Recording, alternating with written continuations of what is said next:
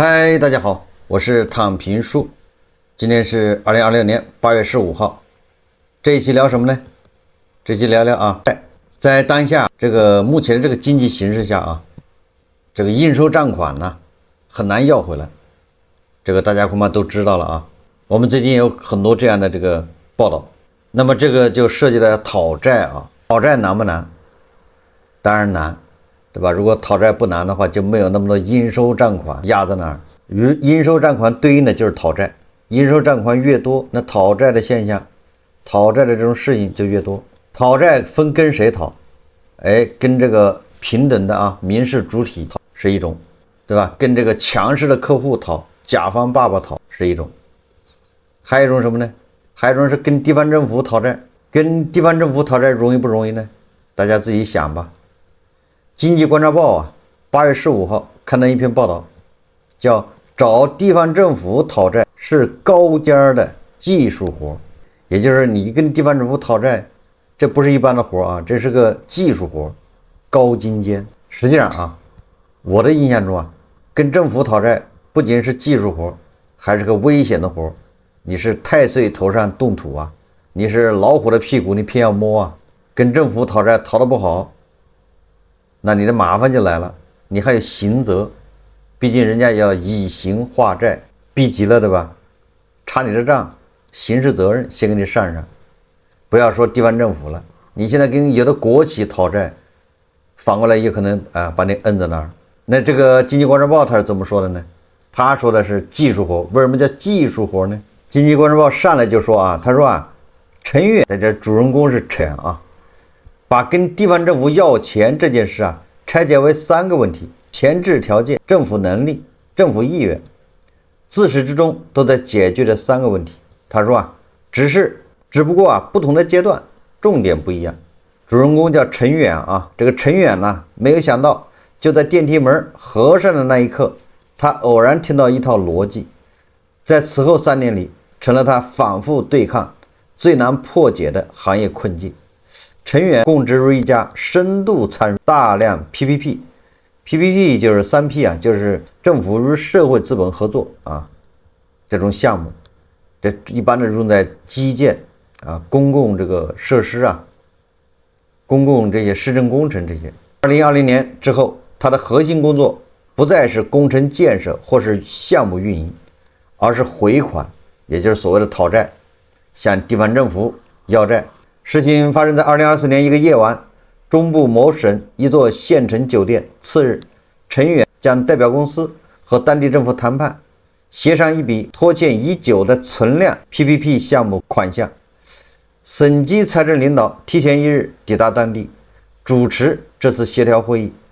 辦完入住，陳遠走進電梯，剛好碰上幾位剛結束聚餐的領導。現在企業的實力比以前要強一些。電梯裡一位領導開口啊，說款項再拖一拖也不要緊，也就死不了人，也就是這些領導剛吃完飯是吧，打着飽嗝，帶着微醺在電梯裡聊天。那一個就說了，具體怎麼拖呢？另外有一位領導就說了啊，說竣工驗收可以拖，驗收完了拖結算，結算做完再拖付款，就是每個環節你都把它拉長，對吧？合理合法，不要上來就讓人家要錢。也是工程，大家都懂吧？工程裡面環節特別多啊，對吧？要驗收，要決算，要決算完了還結算是吧？結算完了之後，最後你是去要賬，這玩意每個環節你都可以拖啊。電梯抵達陳遠入住的樓層，他走出電梯，把這段對話牢牢記下來。此後，他多次把這段經歷講給圈內同行聽，在他看來，這幾乎就是地方政府拖欠項目款的一套標準操作手冊。常年奔波於回款事務，讓陳遠從過去那個被地方政府卡脖子的甲方，慢慢變成回款方法論的分享者。他開始為上市公司授課，擔任顧問，要賬要多了啊，成師傅了，開始教人家要賬了。將自己和地方政府博弈付款條件的實戰經驗分享給同樣深陷回款困境的同行企業。就是這樣的人啊，這樣的事情能夠火爆，能夠有人花錢去學，那就恰恰說明討債是個大問題。反過來說明應收賬款是不是個大問題？3個問題，說陳元把跟地方政府要錢這件事情拆為3個問題。哪3個問題呢？前置條件、政府能力、政府意願，自始至終都在解決這3個問題。他說只不過不同階段重點不一樣。所謂前置條件，是指 PPP 項目合同中約定的付費觸發條件，竣工驗收完成，工程結算審定，運營期績效考核達標，只有這些條件全部滿足，政府才有義務啟動可行性付費。但在實際操作中，這些條件往往涉及多個子項目，手續繁雜，任何一環卡住，整筆付費就無法啟動。至於政府能力，就是有沒有錢；政府意願，就是願意不愿意结，愿意不愿意配合推进手續。2020年前後，陈远刚介入收款工作，主要精力花在前置条件上。那時候向政府要賬還沒有那麼難。當時疫情剛剛出現，對經濟的影響尚未完全顯現，地方財政仍在增長通道中。2020年恆大還沒爆雷地方的地，對吧？還是呼呼往出賣那當然還沒有什麼太大問題大家對於增長還是比較樂觀的。陳远回憶因為土地收入還比較好，地方政府不會因為沒錢去考慮為難你。更關鍵的是地方領導的任周期。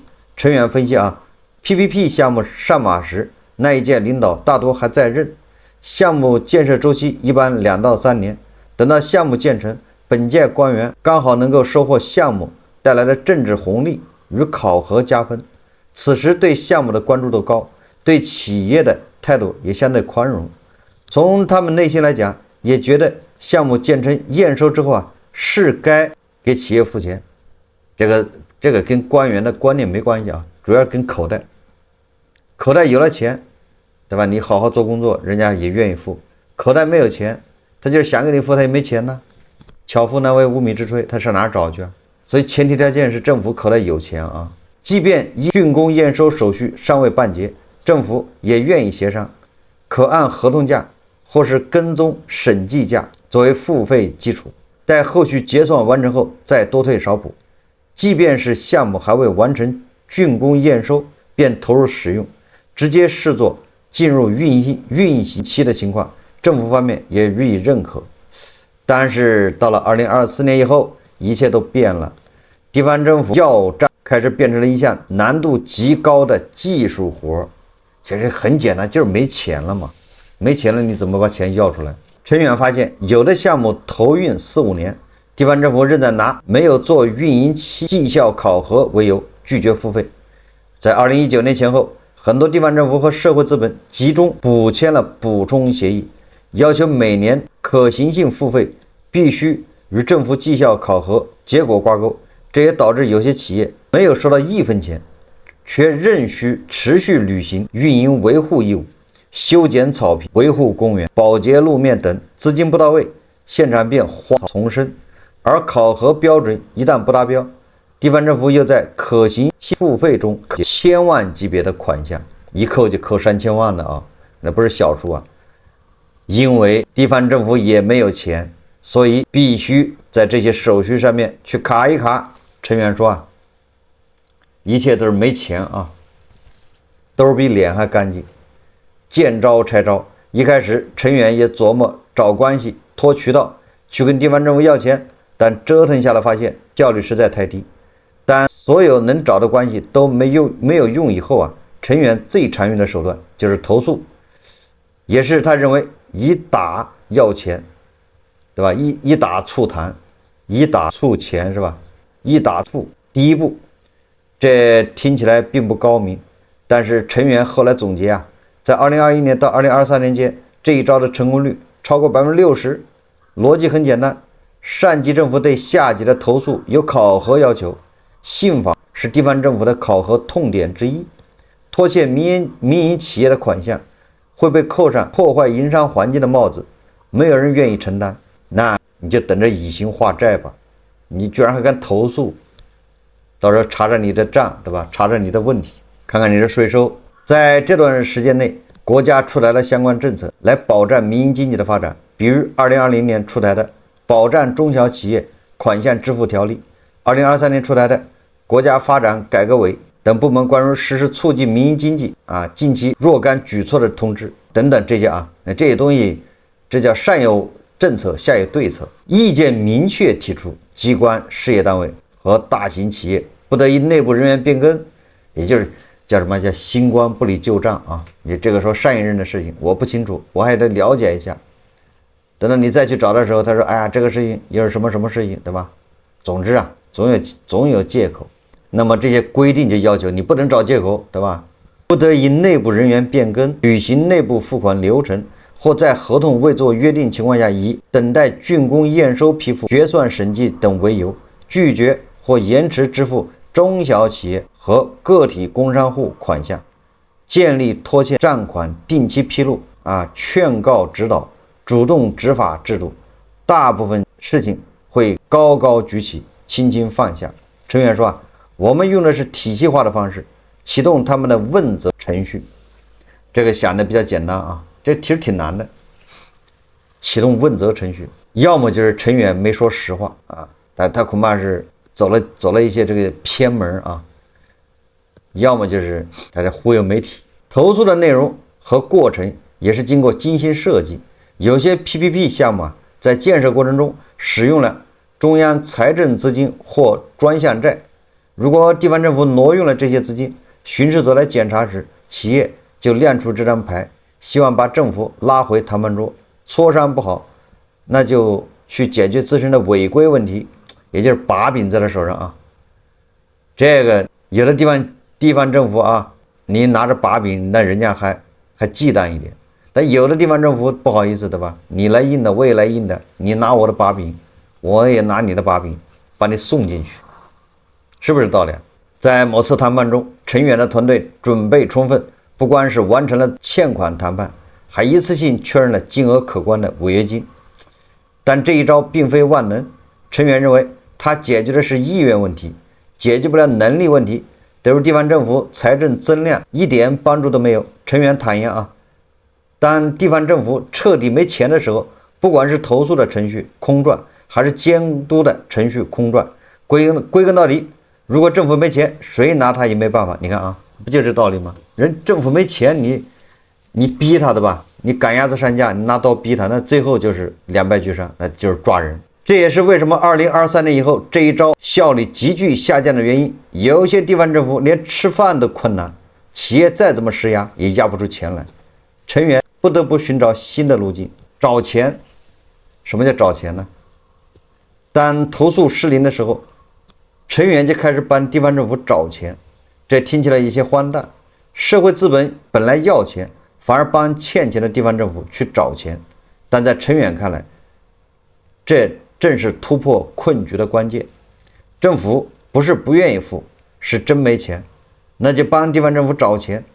他的第一個方向是城投公司，在中部的幾個省份成員的團隊會幫地方政府城投公司去尋找融資，只要城投公司資信還可以，當地一般公共預算收入能達到20億元左右，且天眼查上沒有金融訴訟，這家城投公司就還能做融資。帶誰去找錢也有講究，最好帶去的金融機構是增量。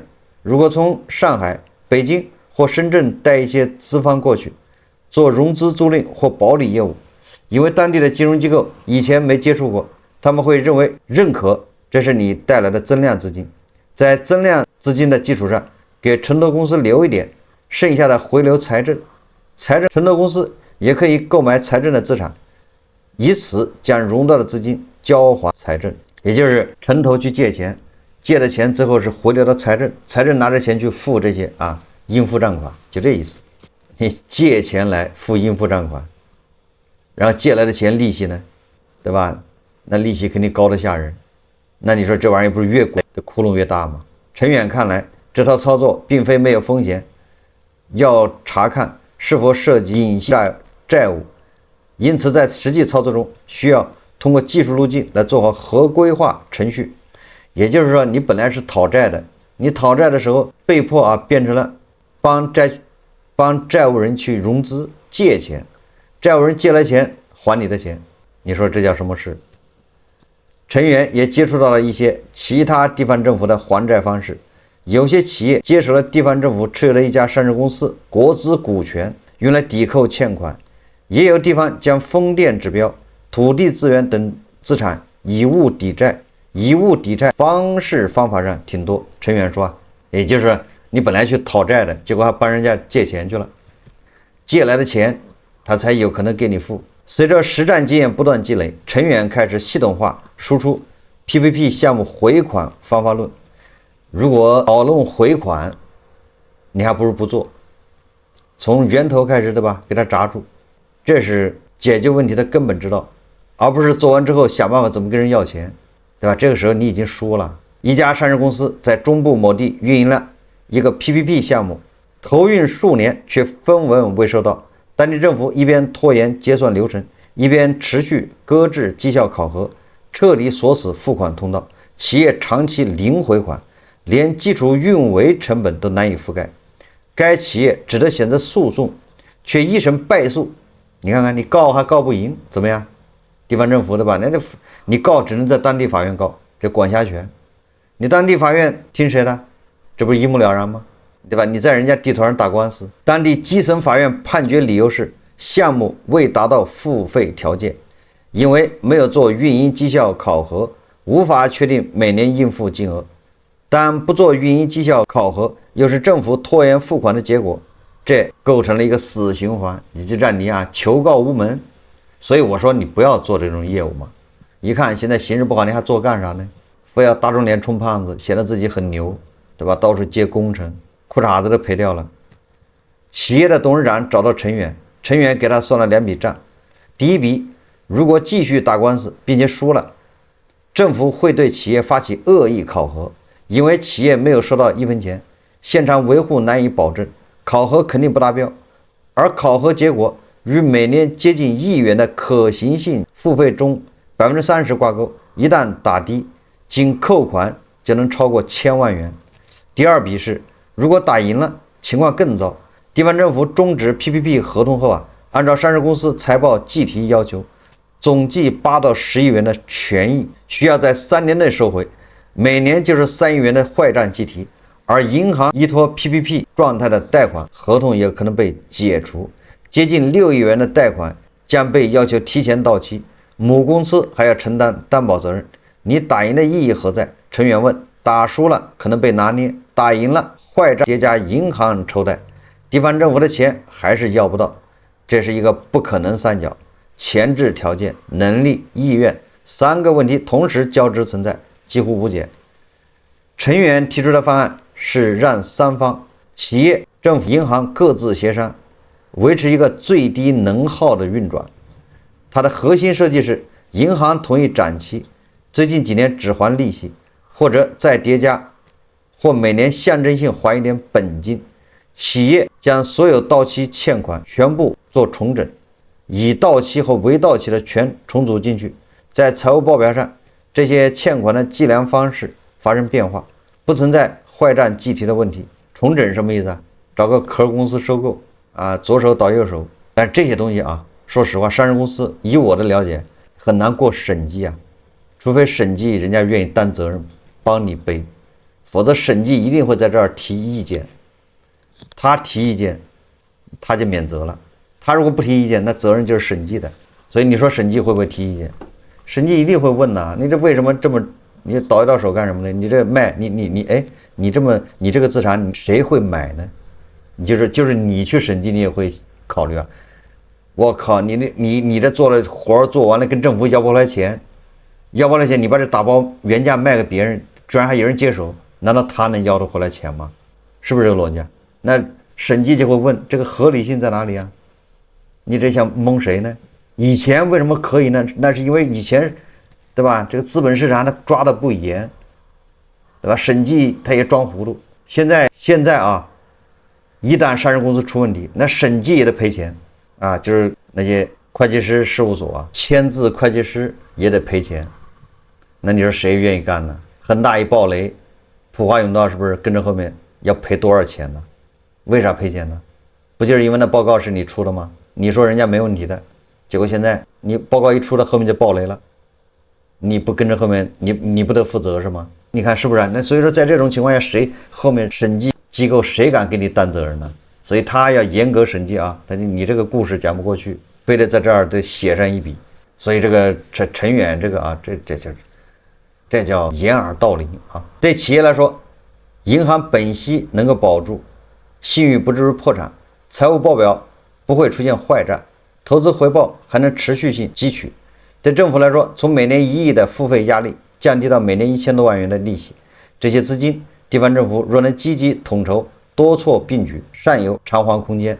對銀行來說啊，貸款不進入風險狀態，還能持續收到利息，其實是一個三方都要去妥協的結果。陳遠說啊，企業放棄了追討本金的執着，政府領導獲得了任期內的安寧，銀行保住了資產質量，所有問題結算、竣工驗收、績效考核都被推給未來，交給國家債政策，或者交給時間和通脹去解決。你看啊，是不是就把雷往後放，搞了個，对吧？這三方在一起糊弄一下，問題根本沒解決。就是你這個項目不賺錢，對吧 ？PPT3P 項目，政府是花錢買服務啊，政府是要掏錢，但是政府他是沒有錢，他做這個項目的時候，政府是有錢的，對吧？這個項目立項的時候，政府是有錢的，但是等到你這項目完成運營的時候，政府他沒錢了。3P 項目啊，一般的就是，我舉例子簡單一點，就是你那地方搞個公園，那公園整個的規劃1個億，那公園搞完之後要維護吧，對吧？要掃垃圾吧，要剪花花草草吧，對吧？那公園，然後這個政府沒錢的吧？政府就想買這個服務，我一年給3000萬。總比我一次掏5個億去蓋去建這個公園要強，對吧？或者他就好，这個誰來幹這事呢？就找一家公司，民營企業或者是國营企業招標，你來，那誰出這個建設的錢呢？他通過融資方式，銀行出這個錢，這個民營企業中標的企業他就來蓋這個公園，公園建完之後還有運營，對吧？運營3年或者5年移交給政府，政府就給他出錢。因為這個公園最終還是政府的嘛，對不對？所以說政府來掏這個錢，企業賺他該賺的錢，銀行賺他的利息，就這麼個事。但是現在政府他沒錢回購這個項目啊，那怎麼辦呢？所以你3個人坐在這兒這麼折騰那麼折騰，你也解決不了政府的收入問題，只是把雷往後滾，對吧？滾一個更大的雷。最好的辦法就是破產清算，對吧？誰讓你當初投資的呢？誰讓你当初眼下要去賺這個錢呢？破產清算是最好的，就是趕緊讓責任來到每個人，哪個人來承擔這個責任，這樣的話輕裝上陣，不要以後在這做無謂的消耗。你看看現在是不是三方在一起開會，開10次會、20次會，都在無謂消耗啊，對吧？進入破產程序。不過這個方案能不能落地，仍是未知數。陳遠了解到，目前三方已經開始磋商，但整個過程涉及政府效力、銀行意願、執行人員的水平，周期很長，而且談判本身也是一門學問。若是要錢開始就遞交這個方案，政府可能會想，是不是利息也可以讓社會資本幫我還了？陳遠說啊，怎麼發起談判？是他們找社會資本談，還是社會資本找他們談？主動權在誰手裡？這個都是非常有講究的。實際上就是按照合同來就完了，契約精神。合同簽了不是放那兒做歷史文件的，就嚴格按照合同來。到了付不了那就起訴唄，那就破產唄，对吧？該破產就得这樣。這樣的話，以後社會資本想參入政府的項目，你得掂量。政府不是無限責任，他有可能破產，他沒錢。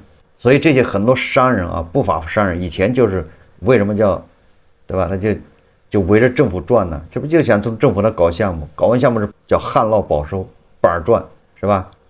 一批婆羅门就這麼養肥的。現在需要這些婆羅門來自己來買單，你來破產，然後不願意破產，然後就開始搞這些什麼歪門邪道、花里胡哨的這些，他解決不了根本問題，他只是把雷往後拖。2022年開始，陳遠開始系統化輸出回款體系方法，猶如他的團隊已經做了多年收款工作，積累了大量樣本，這套稀缺的實操能力也成為眾多上市公司的爭搶目標。一家上市公司的負責人邀請成员針對公司旗下多個 PPP 項目做專題講解，系統梳理回款實操工作。聽完分享，公司管理層頗為震撼，看似只是要錢的回款工作，背後卻包含大量專業邏輯與博弈技巧。但他們更希望把成員直接挖入企業內部，也就是你當老師在這講的是口若懸河，唾沫橫飛，你來實操一下，你來具體的項目你來幫我要一下，要回來我拿5%給你，對吧？風險代理唄，你來要，对吧？我授權給你，你來幫我要回來我給你5%，不就完了嗎？對不對？費那勁，他教你半天，然後对吧？這個叫什麼？真傳一句話是吧？假傳萬卷書，假傳的給你寫幾本書啊？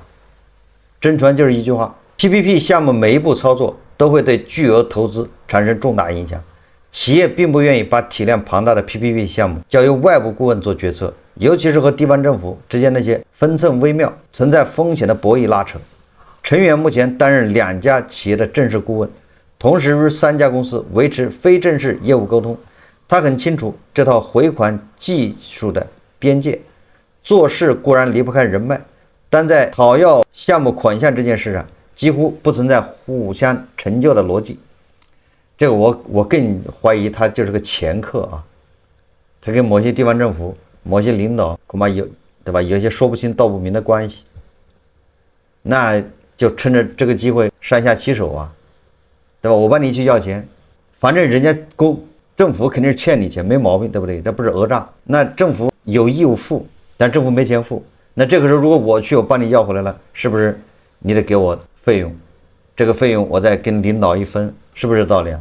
或者他就成了領導的白手套，一切按法律來就完了，按法律來才沒有這些貓膩啊，才沒有灰色空間啊，才沒有權錢交易啊。地方政府官員如果聰明的話，就是有錢給錢，沒錢給態度。成員说啊，一到要錢這個事情上，現在可以說是一個接近囚徒博弈的狀態，就應該叫囚徒困境吧。曾有一位地方主官在談判現場對着本方談判團隊感慨，你看看人家企業就連投訴都做得這麼專注專業，5-6個上級部門調度督辦，把我們搞得這麼狼狽。我們做事如果也有這股子勁頭，縣域經濟早就搞上去了，又怎麼會缺錢呢？後來成員總結，要錢不能跪着要，即使跪着你也要不到，贏得尊重才是最高段位的操作。他也清楚看到這個行業的終點，隨着對存量 PPP 項目處理文件的頒布， PPP 在中國已經變成了存量業務，它其實是沒有未來的。成員積累的這些經驗可能有3年、5年甚至8年的價值，但對於未來這個東西一定是沒有發展前景的東西。不是沒有前景，如果他沒有人脈的話啊，他如果不是跟政府這裡面有一些說不清道不明的關係，你這麼去要錢，你有人身危險啊！這不開玩笑嗎？你居然去訛詐，什麼人來給你來個，對吧？遠洋捕撈，或者來個叫什麼？你是敲詐勒索，這就是開玩笑，這是啊！你別居然還教人怎麼去跟政府要錢，你鬧呢？你這不是破壞穩定嗎？但是他對此依然抱有信心，成員能感覺到地方政府還錢的意願，同時國家在政策層面對民營經濟發展的保障力度越來越大。你說這也都沒用啊，這大話。正因為如此，他加緊了與各企業的交流，趕緊把我們這些經驗，包括吃的這些虧，趕緊給他們推廣出去。上個月，成員在跟一家上市公司的老闆們聚餐上，一頓飯吃4-5個小時，吃着吃着，對方把所有的項目都拿出來，成員一個個的分析完了，對方真會覺得有些醍醐灌頂，因為在這門技術上沒有人在研究。成員說啊，他經常會想到那個電梯裡對話，竣工驗收可以拖，驗收做完拖結算，結算拖完拖款子。這個成員當然是化名啊，這個是經濟觀察報的一篇報道。實際上我們通過這個報道是了解什麼呢？了解的就是政府都缺錢，政府沒有錢，這個大家能理解吧？3P 項目做完了沒錢給，本來政府要回購的，對吧？付款，政府沒錢就拖着唄，拖着你還得運營，你不能不管，你要不管那完了，你違約，你一違約那就更沒得錢給了啊！所以這些做了3P 項目的這些公司啊，那就叫罵不能，進有進不得，退有退不了。爽的不行啊。他後面還不停的往里花钱去维護啊、運維啊。你要不運維好可以，對吧？你要不運維，我3個月以後我驗收一驗收，那全是雜草叢生啊，對吧？你再好的項目已經破敗不堪，一看是吧？那驗收怎麼通過啊？通不過给什麼錢呢？實際上啊，作為民營企業，這個時候就不應該去搞10年前那一套了。10年前是綁着政府大基建是吧？鐵公雞，你跟着後面，人家吃肉你喝湯。現在什麼？現在就遠離這些項目，實在沒有項目那就休息。你再去接這些項目，你是越接越多，应收賬款越來越多啊！就像昨天咱們講的是吧？崇藥控股這個醫藥流通行業，那就是墊款，越墊越多。已經明知很多地方醫院都要破產了，他根本就給不起錢，你還往里墊，越墊越多，最終也把自己给墊死了。你這個政府也一樣啊，政府現在一方面在化債，化債什麼意思啊？化債至少是明面上，不然你再增加了，對吧？就是老的債怎麼處理先不說，他不可能讓你再增加，你自己也不可能再增加，对吧？你债越花越多，你至少報表上不能這麼幹吧？所以說他在這種背景下，那你說，然後他賣地收入也在下降，2位數的下降，地又賣不掉，你說你指着他怎麼辦？拿什麼錢還？還不了啊！過去10幾年啊，這些人賺得盆滿缽滿，就是跟着地方政府後面搞鐵公雞，搞大基建，對吧？包工程，轉手再包給別人，哎，中間就賺多少錢？這一套玩不下去了。所以說我這麼一說，大家就明白了啊。你說這個事怎麼解決呢？解決不了，要麼你就拖30年，拖吧，拖到什麼這個土地價格再漲，然后土地又能賣了，要麼就拖到什麼呢？拖到房產稅出來，開始收房產稅，要不然地方政府從哪兒拿錢呢？沒錢呢，就是地方政府賣地這個缺口，他晚年這個一個縣賣地能賣4個億或者10個億，他現在這10個億沒了。那這10個億的缺口，他未來拿什麼補呢？他沒東西補啊！這麼一大一缺口，他拿什麼補？全靠上面轉移支付，那不可能的，因為每個地方都需要，靠他自己發展經濟，發展什麼經濟啊？所以我想啊，最終就是收房產稅，這是一個增加地方稅收啊收入。還有一個什麼呢？還就是接着賣地唄，那地對吧？又都賣起來，那地也賣起來是吧？讓它火起來沒那麼容易。所以說來說去啊，就是我們要拋棄10年前那種思路，对吧？這活不能幹了，寧願歇着你不賠錢，對不對？你越幹越賠錢，不光賠錢，你把老本都賠進去了，墊款嘛。所以這個經濟觀察報這篇文章給我們的啟示就是，對吧？沒錢，你各種手段要，你都要不回來，最終什麼呢？最終弄得不好，弄掰了，你還有牢獄之災，對吧？給你來個以刑化債。好。這期節目我們就聊到這裡，感謝大家收看。如果喜歡我的節目，歡迎訂閱、點讚、評論，謝謝大家。